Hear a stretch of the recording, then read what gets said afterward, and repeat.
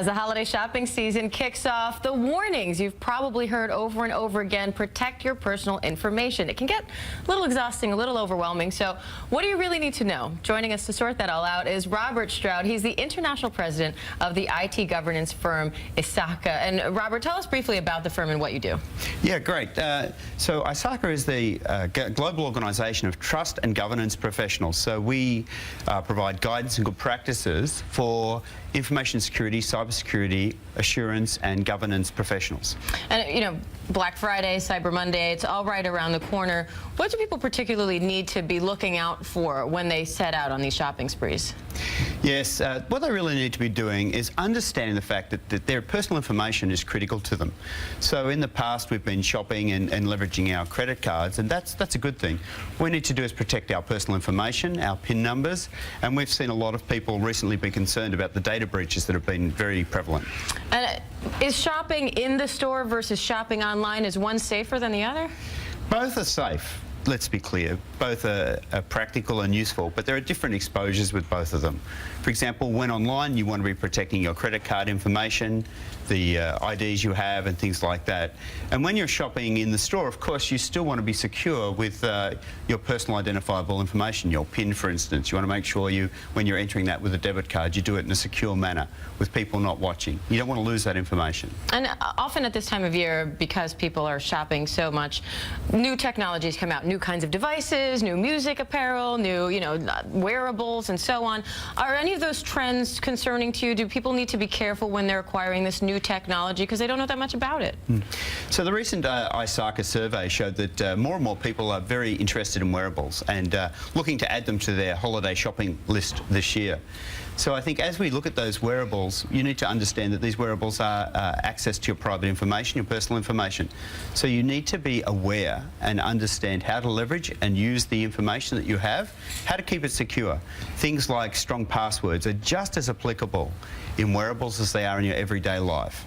And of course, I mean, everybody knows with these huge data breaches that happened over the course of the past year, and most of them, it was malware on the actual store networks, which people have no way of knowing. Your average shopper has no way of knowing that that device is corrupted when they put their credit card in. So how do you protect yourself in that case? So how you're going to protect yourself in that case is some practical steps. So number one, you're going to practice good password security. You're going to change your password on a regular basis. Number two, I always suggest to people they use credit cards, because normally the credit card owners or the holders of those have good fraud mechanisms in place to understand when the card is being used fraudulently, and will help protect you in that event. And then I've heard you say PIN before, but one of the big issues now is chip and PIN technology, which is used widely in Europe and all over the world, really, still is not ready here. We talked to a lot of big box retailers recently. Walmart, ready to go, has everything up and running, but most of the other big box stores don't. At best, they have the terminals, but not the software. So it'll still be another holiday shopping season. Talk to me a little bit about how important this technology is and why the delay. What are your thoughts on this? Yeah, so chip and PIN technology will roll out across North America by early 2015, I believe. And as it rolls out, that's really good. It gives you something you have plus something you know in a store.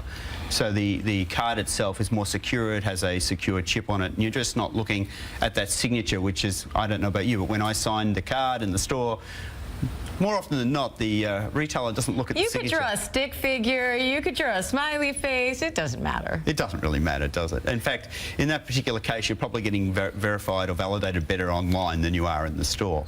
But the reality of it is this technology is going to help us all and bring us in line with the global standards that are in place now.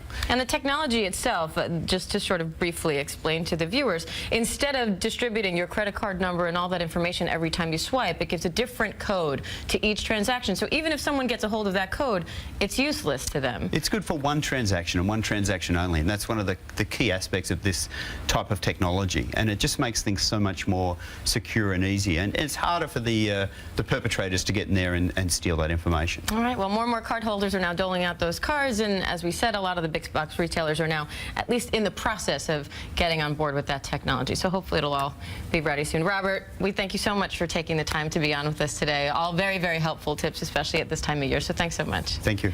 And you can find more information about shopping safely during the holidays, along with a look at gift ideas and events for the family this season. It's all on our website at cbsnewyork.com. We'll be right back. This is CBS 2 News Sunday Morning.